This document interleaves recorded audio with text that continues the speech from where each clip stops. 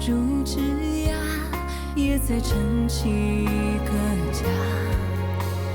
微笑如尘沙，也能让种子萌芽。贫瘠的土地上，才会绽放最美丽的花。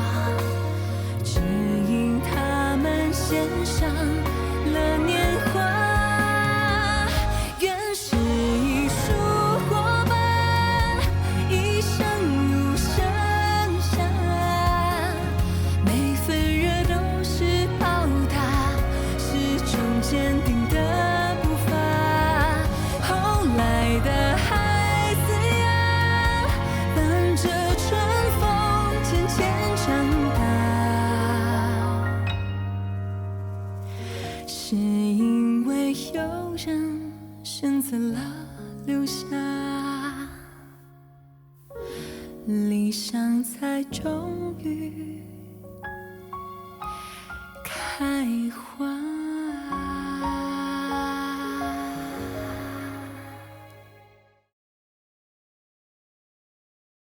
我在想，你能不能把提成降1成？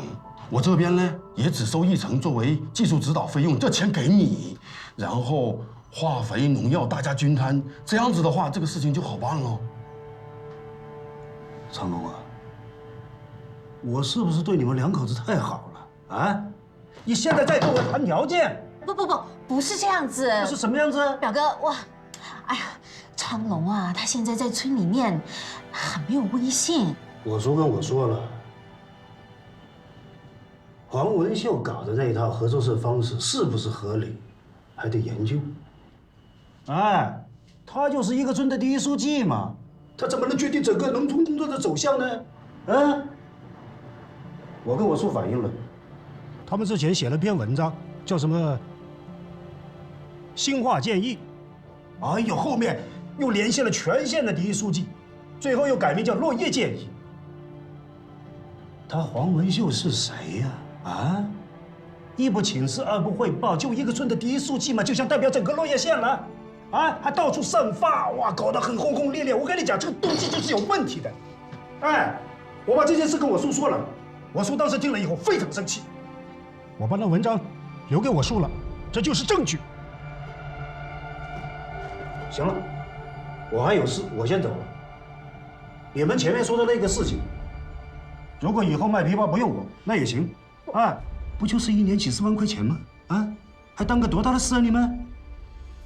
哎，表哥，哎呀，不要生气。哎呀，昌龙他不是那个意思，怎么会不用你呢？枇杷还是要你卖，韩冰他们都听你的。哎，昌龙啊，他只不过是想参加合作社。还用我？那就是老规矩，合作社的事情你们不用愁，到时候我让我叔给他们泼点冷水就行了。啊，行了，你们早点回去吧。哎呀，谢谢表哥，你慢走啊。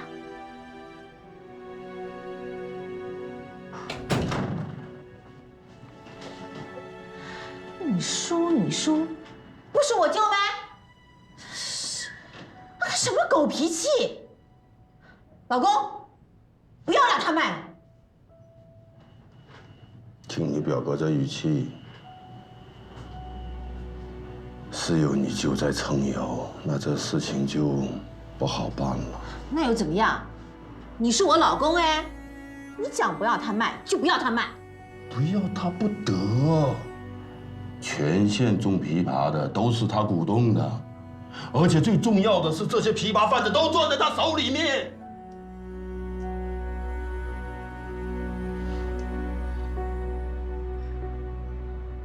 老婆，干脆我们不干了，得不得？走！啊，不是，哎，水果还没有吃。吃，这不能浪费。哟，哎呀，怎么？你等会，我给他打电话啊。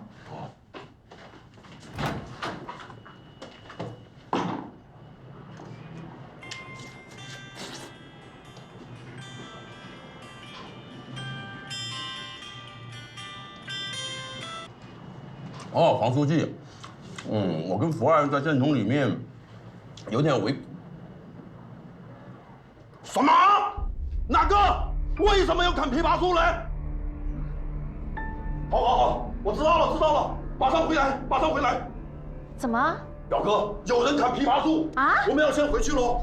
谁呀？那么大胆？长茂那几个混蛋，听说不成立合作社就不中了。砍多少？我也不知道啊，现在要先回去喽。那条路能走吗？前几天不是晴了1个礼拜了吗？黄书记带人又垫了垫，得可以走了哦。走了，我们先走了，表哥。啊，走。杨业伯，那边有几棵？不多，大概有2棵吧。去看看那边。不能砍的，不要砍树，谁让你们砍的嘞？啊！黄书记，你们结果来了没？哎呀，结了，明天就可以给大家发钱了吧？我要怎么讲你们啊？这么好的树，现在正是结果可以赚钱的时候，你们怎么可以下得去手呢？如果我们再晚来一会儿，你们知道今天的损失有多大吗？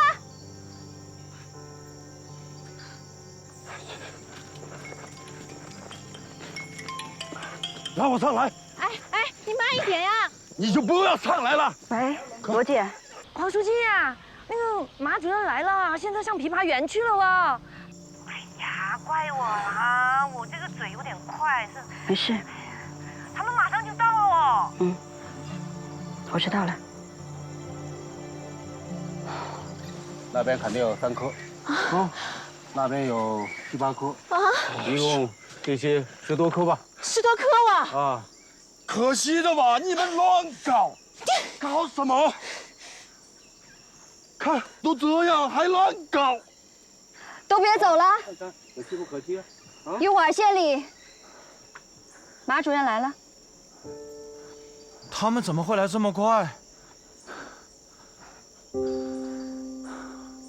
哎，你们看我们干什么？跟我们可没有关系。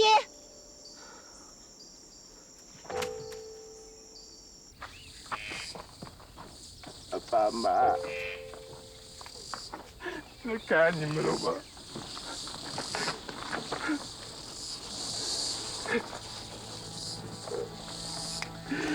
这个你们商量的事喽。王主任病了，他让我成村里的恶人，谁都不给我好脸色看。爸，所以才不理我了啊！你不是懂风水的吗？那我要是连个老婆都讨不上，哎呀，这个风水有什么用呢？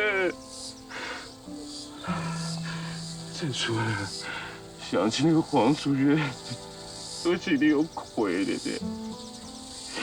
要不是我们把这个路拦断了，人家也不会病成这样的。现在我们成了外人吧，这个人到坟头上这样推，那你有谁的关系？我心里痛啊，爸爸，烦了吧，烦了吧。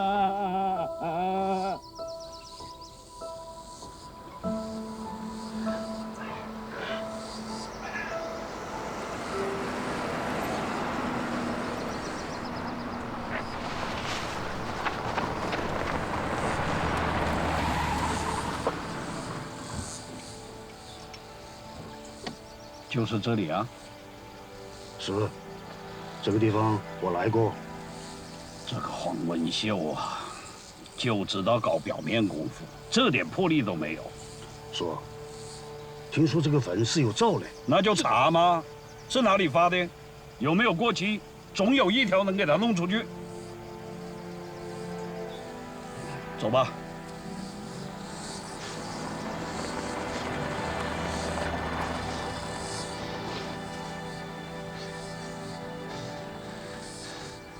砍枇杷为什么不通知村两委来啊？你们忘了当初都是签过合同的。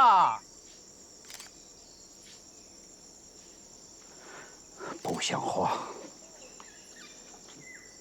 真的不像话呀！黄文秀，你这个第一书记是怎么当的呀？现在人家到处都在想方设法的脱贫致富，你到这里，你倒砍树。砍树的人处理了没有？马主任，这是他们的责任田，他们有自主权。自主权？破坏生产的自主权啊！且不说这些是经济作物啊，你就是个普通的树，也要报林业部门审批才可以砍的吗？没有经过审批就砍，这就涉嫌违法。小张，打电话给他们派出所，叫他们来2个人。不行啊！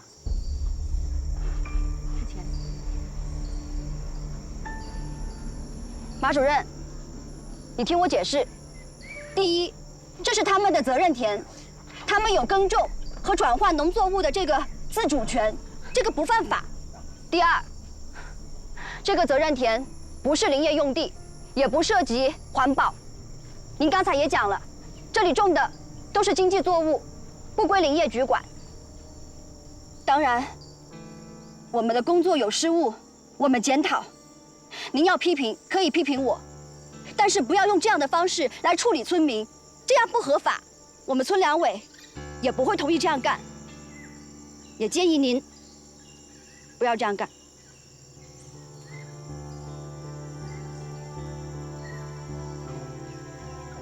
说，差不多就行了。那好吧，这个事情呢，就交给你们村处理。但是具体的情况，你们要写明，明天开会以前报给我。另外啊，其他村的这个枇杷增值都搞得有声有色的，你们村呢怎么样？增值了多少啊？我们今天下来就是来抽查这个事情的，希望你明天给我们交一份满意的答卷。马主任，这个事情我确实很惭愧，我们的工作没有做好，村民的积极性不高，目前为止我们村的增值量是0。是0吗？你们不是0，你们是负数啊，黄文秀。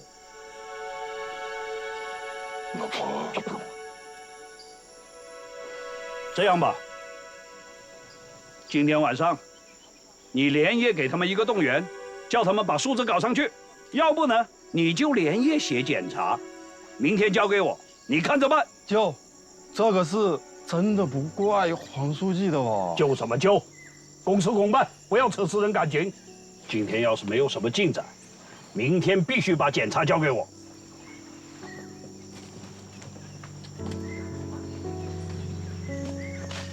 听懂了吧？怕什么？你怎么不讲呢？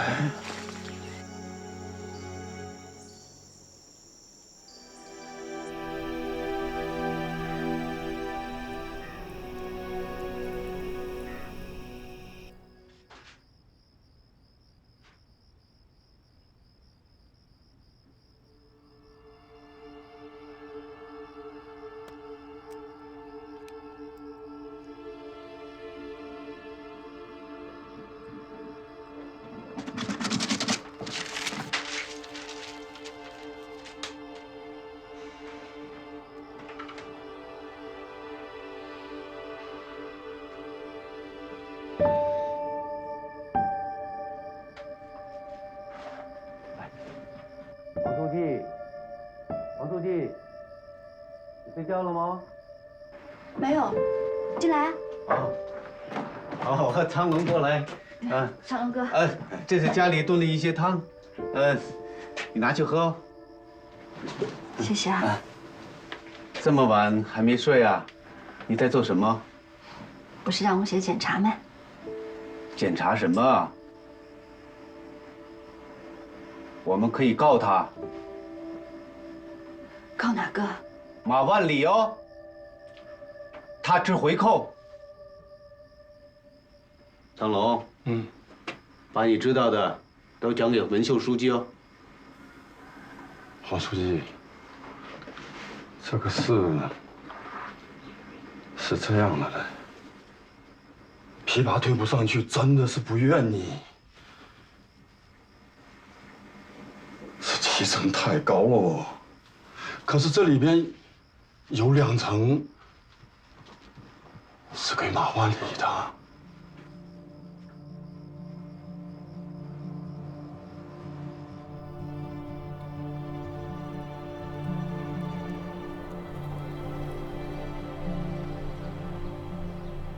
哎，丽玲，你们村种了多少？我们村以前没有这个项目，群众的积极性也不高，不到20亩。你们村呢？我们村也不多，20多亩。我们村没有，现在我们不缺项目，缺的是劳力。哎，我们村富裕劳力多啊，给你输出点，使命就得。行啊，我们这正招工呢，要求初中以上文化，身体健康，男女不限，1个月3000，还包吃包住呢。说好了。齐志远，你们推了多少？我们多30多亩呢，就是种苗贵了一点，收购房保收购还要加提成20%，大家都觉得不合理，不然还能再多一点。对啊，加价20%，凭什么？他们收购，他们定价，然后还要加价，这也太不合理了吧？是，那个韩老板说是其他费用，这其他费用是什么呢？跟老百姓也不好解释。就是。哎，文秀，你们村推了多少啊？0。怎么会是0呢？这可是马主任他侄子主推的项目啊！我不管是谁主推的项目，反正我是没有推出去了，这有什么办法呢？哎，春燕，你刚才讲的韩老板是韩冰吗？是啊，你们村他没去哦。去了。对了，文秀，我们那个新化建议改落叶建议的事成了吗？还没，我们现在正在联系全县的第1书记，准备把这个征求意见稿发给他们。小杨还在干这个事，已经弄好了，我这都有了。看，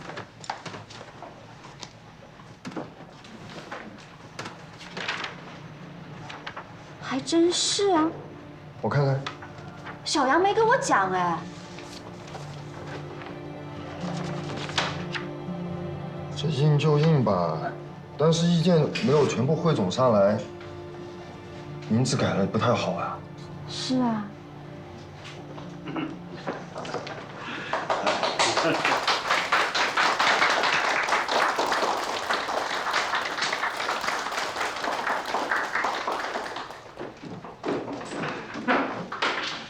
哎，怎么都坐到后面了？往前面来，往前面来啊！不用，快点，都坐前面来。文秀，你带个头，带大家上前面来，快点，马主任又不是外人。来，坐。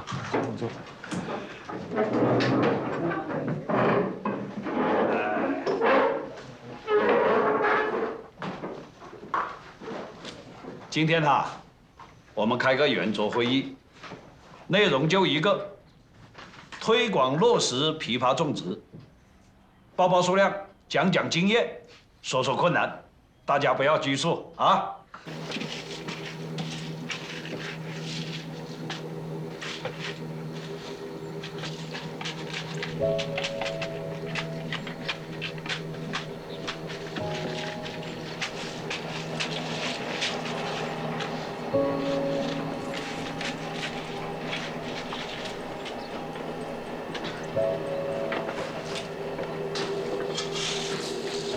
蓝酸英，我回来了。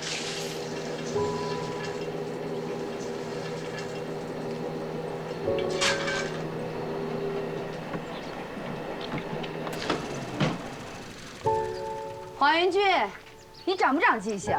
你到我这儿来干嘛呀？你解雇了，下岗了，我再也不想见到你了。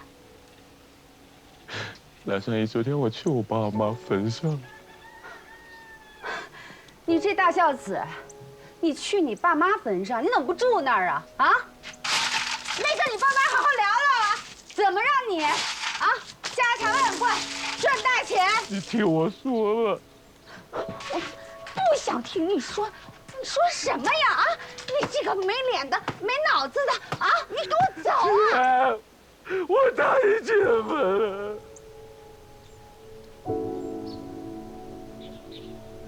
我答应千分。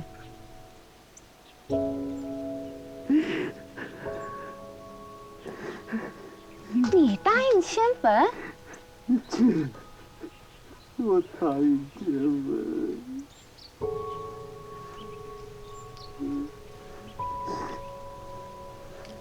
今天呐，我要表扬一个人，就是黄文秀同志。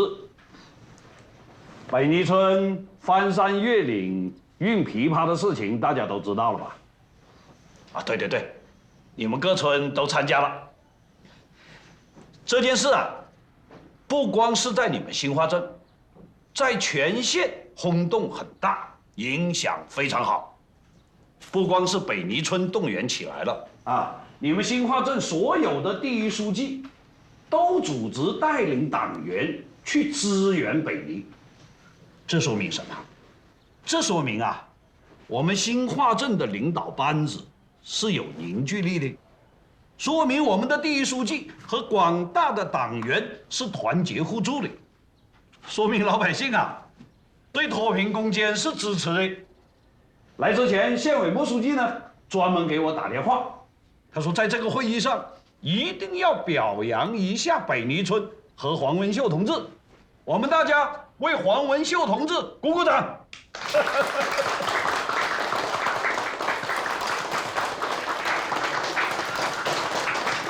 哎，慢点，慢点，慢点，慢点，慢点！哎猪！哎，黄元军啊，买新车啦？没有没有，我给金凤他们俩买的。你买的？对，给他们俩上学用的。你们俩有事情啊？那个书记在吗？黄书记跟支书到镇上开会去了，开枇杷会。哎，听讲要挨批哦。那么接下来，我们就报报数字。黄文秀同志，你们村今年的枇杷增值数字是多少啊？报告马主任啊，我的这个工作没有做好。我们村今年增种枇杷的数量是0。嗯？昨天晚上不是让你整改吗？一点都没有增加。其实，这个工作我们已经做了很长时间了，但是大家的积极性都不高。这是为什么？前几天你们还轰轰烈烈的，怎么突然就没有积极性了？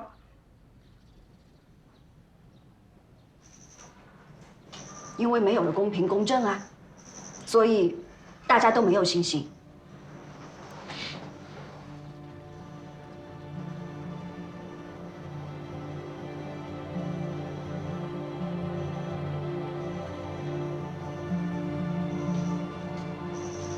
马主任啊，种枇杷确实是一种非常好的能够脱贫致富的产业，我们也非常愿意要增种数量，但是有一个前提啊，就是要把非法盘剥的那一部分清除掉。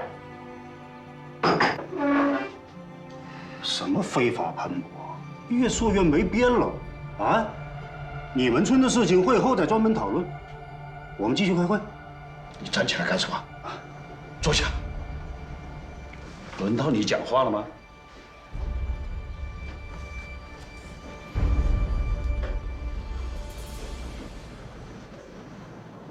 黄文秀同志，你说的这个问题不是个小问题。到底是谁在盘剥农民？你说清楚。好。其实，在开会之前，我们也都在讨论啊。那些到各村签合同的经销商，他们在合同上是要明确写，收购的时候在基础价上要加20%。马主任啊，您主管这个项目，您能不能跟我们讲一讲，这20%到底是什么？是给谁的？如果这个问题没有解决，那我想不光是我们百里村没有积极性啊，可能其他的村子积极性也不会太高啊。什么20%啊？哪里？怎么回事？这事我不知道。黄文秀啊，这个20%是谁提出来的？有证据吗？有，马主任，我这里有跟韩冰韩老板前2天刚刚签订的合同，上面白纸黑字的写了，在基础价上加20%的其他费用。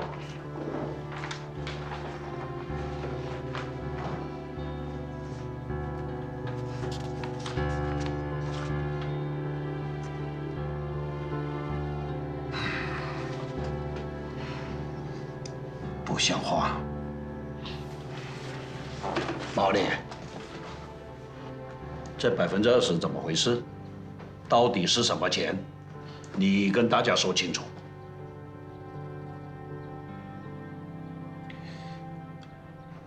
毛主任，这事我不知道啊，这都是他们经销商搞的。我会后去问一问。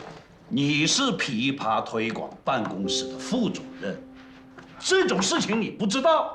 你干什么吃的？我真不知道，我们就负责推广和销售，在经销商、药厂还有市场间起一个牵线搭桥的作用。仅仅是牵线搭桥，你这个副主任他就不合格。县里面给你们的任务是什么？是全面指导从种植到销售，乃至最后结算所有环节的工作，光是牵线搭桥啊！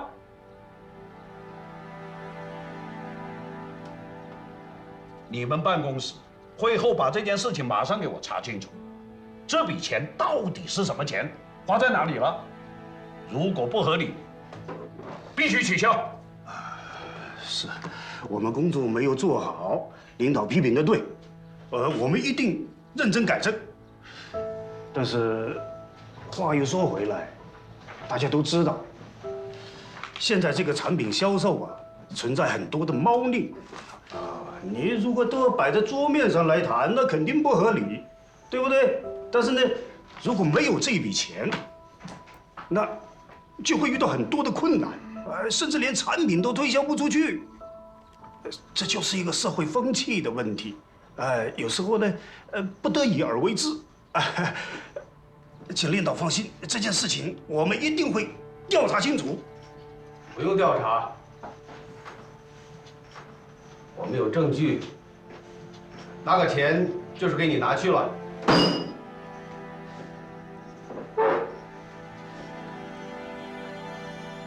你们这是在血口喷人呢？说，他们这是在血口喷人呢！说什么说？坐下。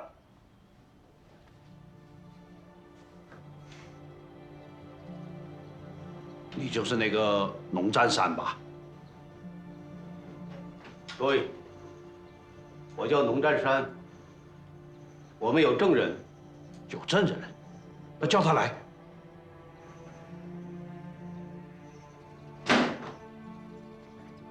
蒙超总，过来。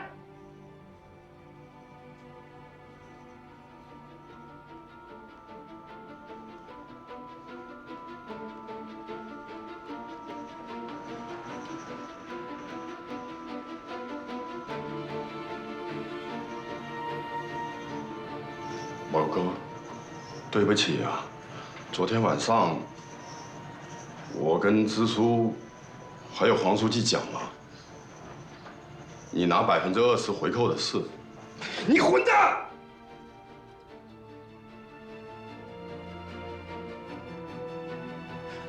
说，马主任，我没有拿钱呐，这都是他们合伙在陷害我呀！你坐下，坐下。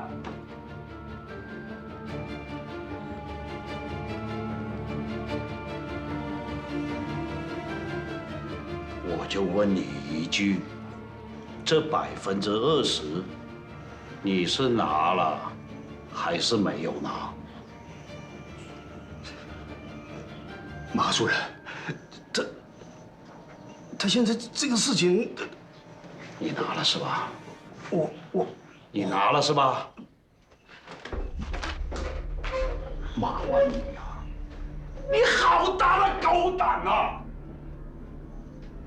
余人长，叫派出所来2个人，把那些给我看起来。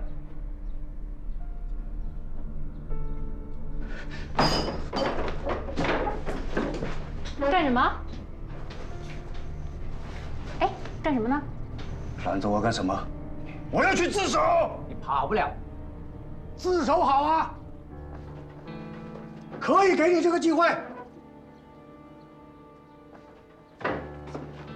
莫书记，马万里是吧？我知道错了，我自首。好啊，这2位就是纪委监委的同志，要自首，你就跟他们去吧。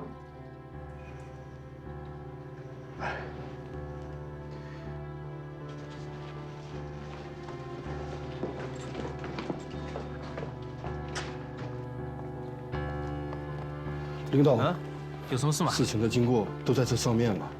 好，你跟我们一起。都站着干什么？坐下，坐，坐下吧，坐下吧。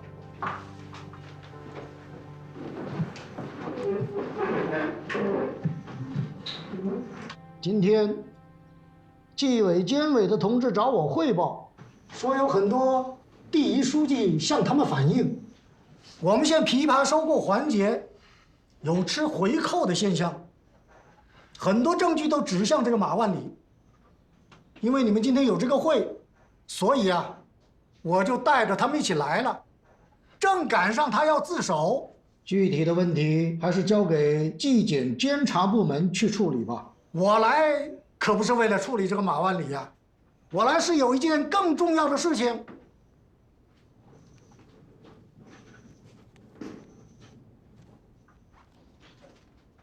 我是为这个乐业建议来的。听说是你们新化镇的第一书记发起的，是吧？对。莫书记，我是起草人之一啊。我们想叫这个乐业建议只是一个想法，到目前为止还没有征得县里绝大多数第一书记的同意。哎呀，这个情况，我接受批评啊。哎，不是批评，是讨论。这篇文章是昨晚马主任转给我的，我连夜看了，很激动，很受启发呀。这里面的材料很详实，证明我们县的第一书记是做了大量的工作，而且在工作中是进行了认真思考的，很有年轻人的朝气和勇气啊。如果你们大家都同意，我建议就用这个名字。现在看，脱贫攻坚战役已经胜券在握了。那么全面脱贫以后，怎么实现乡村的全面振兴？中国的农业怎么发展才能更强？农村怎么发展才能更美？农民怎么发展才能更富？这些都需要我们所有的基层干部，尤其是你们年轻干部们认真思考的。回头啊，你把电子稿发给李秘书，做个征求意见稿，印发给全县的第一书记。好。这里面有些观点很新，具有一定的前瞻性，将来在第一书记培训的时候，作为一个专题讨论一下，可以启发思路啊。那太好了，我们正想听听大家的意见呢。对，是要广泛的征求一下意见，尤其是工作在第一线的同志们的意见。这里面合作社的发展模式是多样的，同时兼顾了土地承包、土地流转等多种形式。重要的是，对参与者的分配原则基本上是合理的，对广大农民群众的利益是充分的照顾的。我认为这篇文章体现了坚持党的领导，尊重了农民的意愿，兼顾了各方的利益，这个主导方向是正确的，是一篇好文章啊！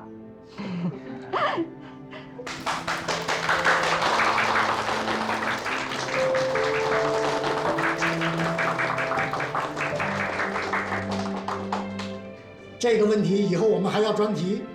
我今天来的目的啊，就是告诉大家，要做好准备，尤其是多搜集一些第一手的资料和农民群众的反应。在讨论会的时候，能知无不言，言无不尽，能做到啊？能。好。那么下面就继续你们的会议吧。老马，还是你主持。好。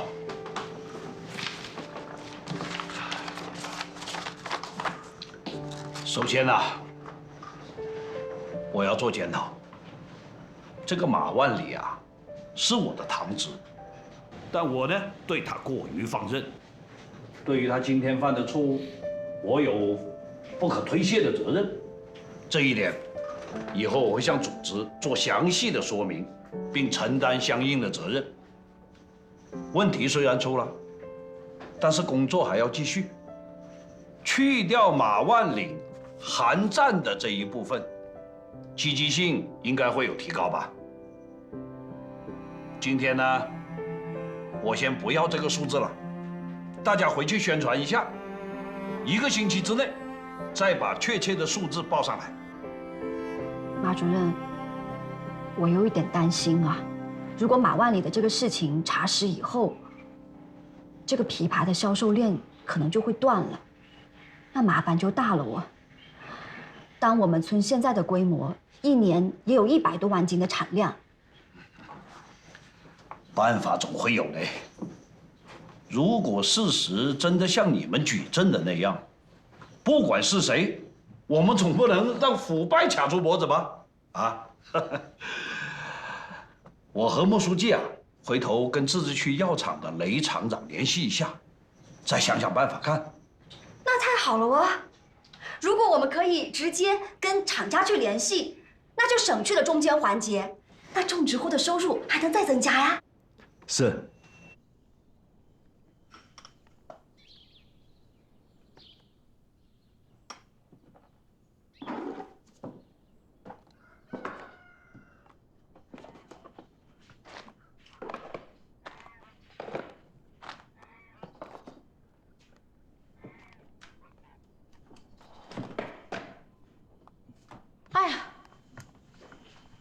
老公，今天外面啊，这鬼天气，不知道怎么讲那么热。于航，你在干什么啊？哎呦，我就是收拾一下。你去哪里了？哎呦，我跟你说啊，我去给黄主任送猪肉啊，这一路上，哎，你收拾我的衣服干什么？你收拾这些做什么呀？那箱子里面还有这个箱子。都是你喜欢的衣服、钱、存折，还有首饰这些东西，都放这里了。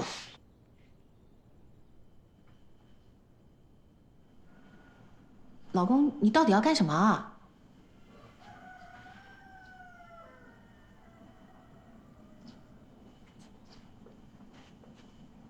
老婆，啊？我对不起你。我把你表哥还有你舅告了。什么？昨天晚上，你舅让黄书记写检查，我真的觉得黄书记是冤的哦。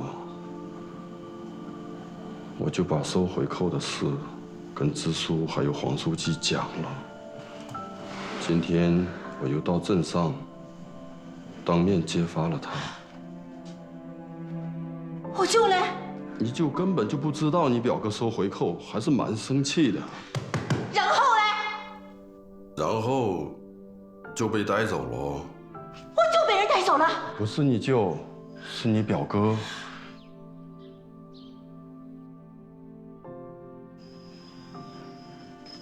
孟长龙，孟长龙啊，你是个混蛋吗？哎呀，你真的是混蛋啊！你你这不是恩将仇报吗？要你把我救告了，当初不是我救的你吗？你种枇杷卖不出去的时候，你一把一把头发的掉，差点死掉了，谁救的你？不是我表哥帮你卖的枇杷吗？没有他们，我们有这房子吗？我们有现在的生活吗？你现在把他们告了，你真的是太过分了！我表哥不就是抽了我们2成吗？是，他是过分了一点，可是抽的是我们吗？他到现在混一个县级干部不容易，你这样做，你让我怎么办啊？你让我有脸回娘家吗？老婆，我知道我对不起你。你喜欢的衣服、首饰和钱这些东西，还有鞋子什么的，等一下我再收拾，都给你放车上。车你也开走。你真的要和我离婚？我的天哪！你居然要和我离婚！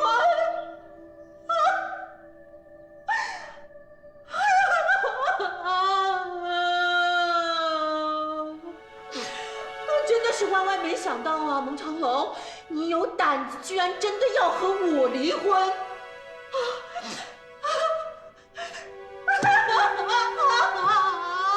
你要和我离婚吗？我告了你表哥，可能会牵扯到你舅，我是罪有应得的哦。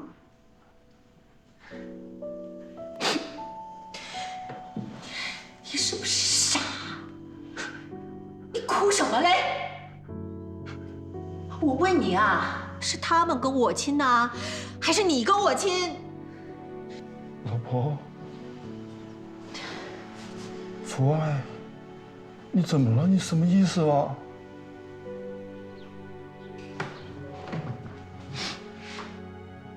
你亲，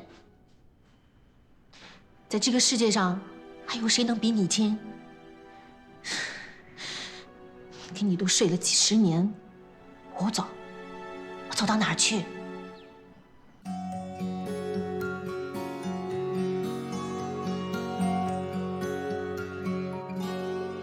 天空多空旷，要去飞翔，要奉献那一场愿望。女孩把梦想装满行囊，浪漫的彩虹各种各样，穿过了河流，阵阵村庄，用歌唱去定住风霜，自己的坚强自己培养，每天把微笑当漂亮的妆。我要挥舞那双秀丽的翅膀，让小小身体爆发出力量，跟着那理想慢慢的成长，阳光照耀着我希望的脸庞，挥舞那双追逐的翅膀，摇摇呀挑战未知的远方，打打气给自己给一个赞扬，青春的绽放是最美的风光。挥舞那双秀丽的翅膀，让小小身体爆发出力量，跟着那理想慢慢的成长，阳光照耀着我希望的脸